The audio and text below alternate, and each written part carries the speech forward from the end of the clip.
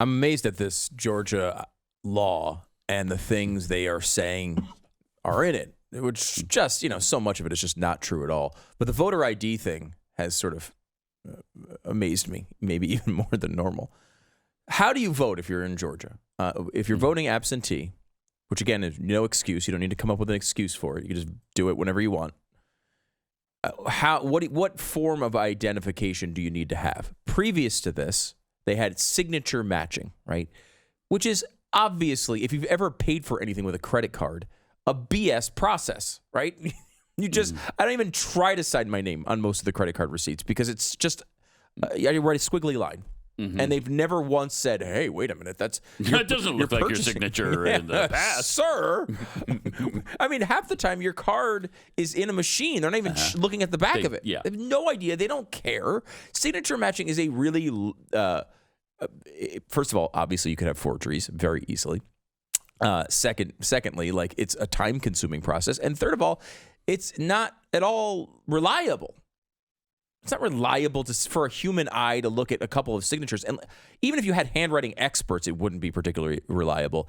And if signatures are out there, they can be traced, they can be practiced. Again, like, is this a massive problem that people are faking signatures?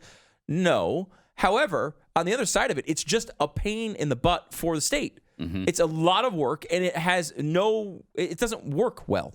So the idea, of course, has been, well, what if they just write their driver's license number on the form, right? Like that will let us know, okay, this is the person, that's voting. We have some way of lining this up. That's the idea. Now, obviously that could easily be forged too, but okay, we'll just go along with it for now. So this has been seen as this thing to stop minorities from voting. Now, of course, minorities have IDs. This is a ridiculous thing. The left seems to think black people are incapable of getting driver's license. It's racism. It really is straight out racism. It is. It's just them. It's the left saying you can't black do these people, things. Hispanics are not capable of the same things white people are doing. Right. It's ridiculous. Now they try to guise it and saying it's systemic, but like it's not systemic. People, they have driver's licenses. So when people, of course, in the past have said, "Well, this is a racist thing," there have been steps put in place to deal with these ridiculous complaints that are very, very minor in their scope. So this is what the law actually talks about, okay? When you have the absentee ballot, you have to put your driver's license and date of birth in the space provided on the outer envelope. If the elector does not have a Georgia's driver's license or state identification card, so the second one is a state identification card. This is a state identification card that anyone can get that maybe doesn't drive, right? Maybe they're in the city, they're using Uber and Lyft all the time. They don't have a driver's license, they don't care about it. We knew people in New York who were like this. They don't bother because of the way the city is, and they never leave the city. So, okay, they don't have a driver's license. They can get a state ID card, and that card is free, okay? So that would be the number 2 way of voting. Now, this law goes further than that and says, what if you don't have a driver's license and you don't have a state ID, which is free? How would you vote? You could write your last 4 digits of your social security number on the envelope. Okay. Now, wow. Now we're on step 3. Now, if you have a social security number, that should be pretty easy. Okay, we have to do this all the time with forms online, with your bank, whatever it is. You write in the last 4 digits of social security number. All U.S. citizens have social security numbers. All U.S. citizens. You're noticing one of the complaints from the left. Yeah, you almost have to be a U.S. citizen to vote. Which have to be. That would be a real problem. Yeah. Now, if the elector does not have a Georgia's license or a social security number. Okay. Now, again, your complaint is valid here. Why wouldn't you have a social security number and still be a legal voter? But maybe there's some little carve out there, right? If you don't have that, you can also write on the outside of the envelope and place one of the forms of identification set forth in another section of the code. Okay, so let's go to that section of the code. A valid U.S. passport. So now we are at license, ID card, social security number, or passport. Okay, but that's not it.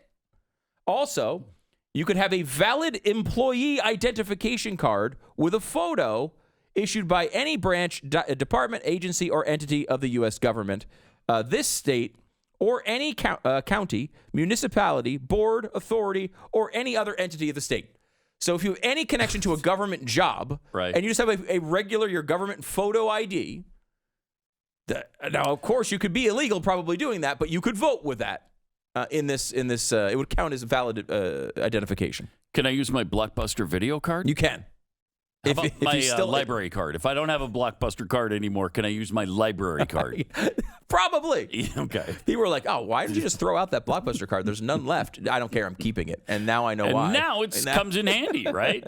Now, you could also have, Pat, a valid tribal identification card with a photograph. Okay. What if they locked up the whole, Cherokee Nation? Oh, no. And put them on that reservation. Yeah. It took away my way of life. Wait, your way of life? Yeah, the tomahawk and the bow and the knife. Yeah. What if they took away my native tongue? Right. And then taught their English to my young. Then how do I vote? This song has no life outside of this program. Like, you are the only person keeping it alive. The only people who remember. And to Paul Revere, you're welcome. You're welcome. You're welcome. All right. Then we have. So we've gone through all of this. I've now lost count of how many actual ID because the Blockbuster videos have been inserted, but I've lost count of the total. But then you can have a current utility bill. No. Yep. A bank statement. That's easier than a Blockbuster video Right, card. you don't need to be a citizen to get a utility bill. Gosh. A bank statement. A government check. How many times have we found out that they've been sending to people who are not legal voters government checks? Many. A paycheck or other government document that shows your name and address. Good gosh. All of this can be done. Crazy. All it means is you know what? It's all about, like, they want it to be so easy that there's no thought put in. Like, their ideal system is they send millions and millions of ballots straight out to everybody's home. Mm-hmm. Whoever's there or whoever gets a hold of that ballot picks it up, checks the box near the letter D, and then sends it back in whether the voter even knows it's happening or not. And that's what the system that they want. By the way, if you don't have any of this, I should point out, if you don't have any of these things, you can still cast a provisional ballot and prove it later. Good golly. All of this in the new Georgia law. Yeah, some of it was existing law. Okay. That's but combined. Still, like, they just refer to an existing law that says, here's the forms of ID. But those forms of ID are all valid. So this is voter suppression. I can't. Unbelievable. You try to change your password on a website, you got to come up with more information than this. For sure. Yeah, you do. And this is not voter suppression. I'm sorry. And you know what? There should be some effort going into being a voter. Yeah. There should. You should have to be a citizen and make sure you can prove it. If you say you're a citizen, you should be able to prove it. All right, let me see something more than your utility bill, because everybody has a utility bill. I mean, if you're an illegal alien, you can have a utility bill. There should be some effort going into voting. There's nothing wrong with that. It's an important part of being an American. Yeah, you can't even show your stinking ID. Come on. Do you know I spent multiple years trying to cancel my New Jersey Easy Pass? I remember that, yeah. Because they kept taking money out of my account multiple years after I lived in the state. Mm-hmm. Over and over and over and over and over again, because they kept having this, like, I think it was like a $1 a month charge. But then whenever that $1 a month would run out, they'd put more money on your account automatically. I couldn't stop them from doing it. I had to fax them, like, identification and bills proving my area of residence. It took me. I almost had to get a lawyer involved, and it was partially at the end. I was just so pissed off about it. It was several years. It was several years. We lived in Texas for 4 or 5 years before I got that thing canceled, and I still wake up every morning wondering whether there will be a charge from New Jersey on my credit card. It's haunted me. That's arduous. It should not be arduous, right? You should be able, if you want to vote, even if you're an idiot and want to vote for the dumb people in Washington, D.C. right now on the left, you should still be able to do it, right? Like, you should still be able to vote.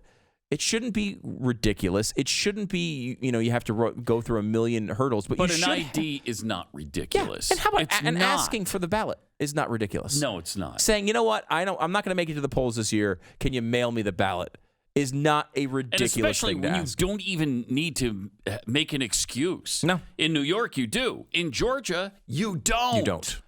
All you have to say is, yeah, I'd like a ballot. And they'll send you one.